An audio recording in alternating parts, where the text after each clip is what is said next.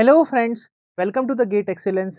Friends, DBMS की इस video series में आज का हमारा टॉपिक है बीसीएनएफ। ठीक है, हम डिस्कस करेंगे फ्रेंड्स बीसीएनएफ नॉर्मल फॉर्म को, that is the boys code normal form. Okay, last हमने 3NF तक डिस्कस किया था। आज हम डिस्कस करेंगे बीसीएनएफ नॉर्मल फॉर्म, और this is the basically friends the strict version. This is the strict version of the 3NF। 3NF का क्या है, एक ये स्ट्रिक्ट वर्जन है, ध्यान रखिएगा friends. And a relation is in the BCNF, then it is also in the 3NF। 3NF में भी होना कंपलसरी है। ठीक है, ये तो एक कंडीशन ऑब्वियस सी बात है। जैसे जैसे हम आगे बढ़ते जा रहे हैं वैसे वैसे रिस्ट्रिक्शंस भी क्या हो रहे हैं, ज़्यादा लग रहे हैं और ज़्यादा मोर रिस्ट्रिक्टिव है।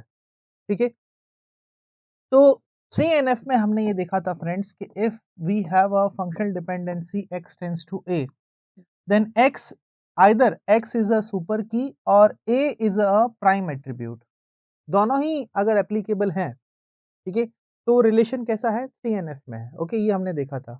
बट यहाँ पे क्या है फ्रेंड्स कि सेकंड जो कंडीशन है वो ओमिट कर दी है, x को सुपर की ही होना पड़ेगा। ठीक है, a जो है वो प्राइम एट्रीब्यूट होना नहीं है। ठीक है, so x is only a super key, that's it.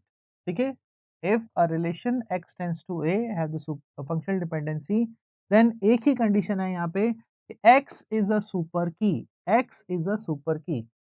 ठीक है, तो यहाँ पे फ्रेंड्स जो BCNF है, यहाँ पे और रिस्ट्रिक्शन आ गया है सेकंड वाले के ऊपर। यहाँ पे चलो अगर ये कंडीशन फॉल्स हो जाती तो हम ये चेक कर लेते। ठीक है, लेकिन अब ऐसा नहीं है, हमें सिंपल यही चेक करना पड़ेगा कि x जो है वो सुपर की है या नहीं है। ठीक है, तो लास्ट जो मैंने फ्रेंड्स आपको एग्जांपल दिया था, फ्रेंड्स एग्जांपल मैंने दिया था, उसमें हमने देखा था कि साइज डिटरमाइंस माय डिस्ट्रिक्ट। उसमें ये जो फंक्शनल डिपेंडेंसी है, इसमें बहुत सारी रिडंडेंसी आ रही थी। ठीक है, तो यहाँ पे हम क्या करेंगे फ्रेंड्स कि जो ये टेबल थी इसको हम डीकम्पोज कर देंगे रिलेशन R को R1 में और R2 में।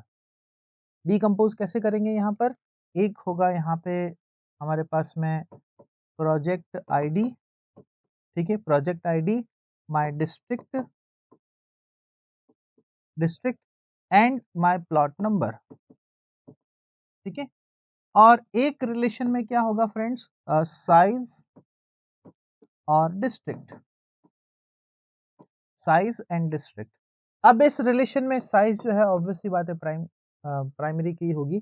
तो अगर मैं अब बात करूं, size determines my district, size determine my district, then this is a super key. तो ये अगर सुपर की है तो अब रिलेशन क्या है मेरा, एक BCNF में है। ये रिलेशन क्या है, BCNF में है।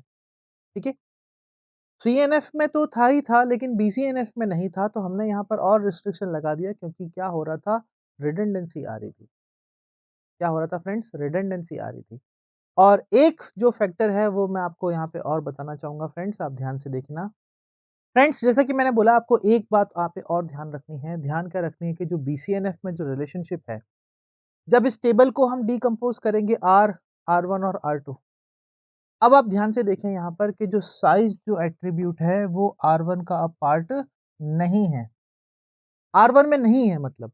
ठीक है, R1 में नहीं है। रिलेशन R का तो पार्ट था, लेकिन R1 में ये साइज जो एट्रीब्यूट नहीं है, जो कि साइज जो एट्रीब्यूट है वो R2 का पार्ट है, this one is a super key. तो यहाँ से फ्रेंड्स कंक्लूजन क्या निकला, रिलेशन जो है वो लॉसलेस तो है, बट डिपेंडेंसी प्रिजर्विंग प्रॉपर्टी को फॉलो नहीं कर रहा है। ठीक है, सो नोट लगा के आपको क्या लिखना है, this decomposition is lossless but not dependency preserving. ठीक है, बट नॉट डिपेंडेंसी प्रिजर्विंग। और डिपेंडेंसी प्रिजर्विंग की जो प्रॉपर्टी है मैंने आपको लास्ट के वीडियोस में बताई है, आप वहां से जाके फॉलो करें अगर आपको नहीं समझ में आया तो।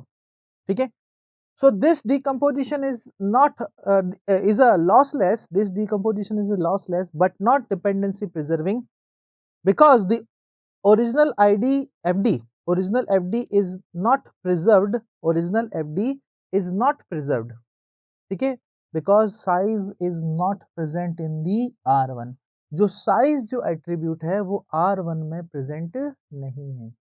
जब प्रेजेंट नहीं है तो हमारी जो ओरिजिनल एफडी है वो प्रिजर्व नहीं हुई, जब प्रिजर्व नहीं हुई तो डिपेंडेंसी प्रिजर्विंग की जो प्रॉपर्टी है वो फॉलो नहीं हुई। क्लियर?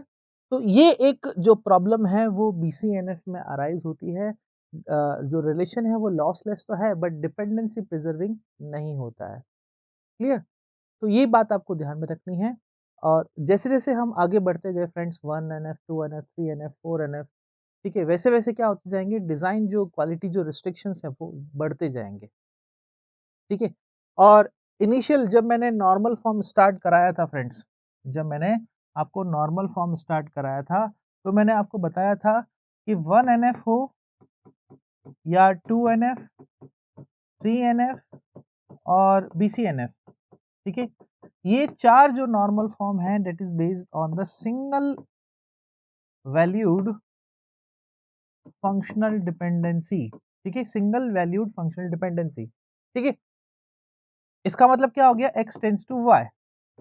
लेकिन जो 4NF है फ्रेंड्स, जो 4NF है, जो हम आगे नेक्स्ट के वीडियो में पढ़ेंगे, that is based on the multi valued functional dependency. इसको हम कहते हैं डबल एरो। इसको क्या कहते हैं friends, multi valued functional dependency. ठीक है? तो ये सारे सिंगल वैल्यूड हैं, ये मल्टी वैल्यूड है। वैसे तो 4NF जो है आपको यहाँ तक ही पढ़ना है सिलेबस में, बट अकॉर्डिंग आपके नॉलेज के लिए मैं आपको 4NF भी बताऊंगा। ठीक है? तो ये क्या है, मल्टी वैल्यूड। ये सारे BCNF तक थे सिंगल वैल्यूड, ये है मल्टी वैल्यूड फंक्शनल डिपेंडेंसी। ठीक है? तो मल्टी वैल्यूड फंक्शनल डिपेंडेंसी होती क्या है, पहले हम ये देखेंगे, उसके बाद में 4NF की क्या कंडीशन है ये हम देखेंगे। ओके? तो फ्रेंड्स आई होप कि आज आज तक के वीडियो में मैंने आपको जो है BCNF तक समझा दिया है, और आज के सेशन में जो हमारा ये टॉपिक था फ्रेंड्स, आई होप कि ये आपको समझ में आया होगा। Thank you so much for watching this video.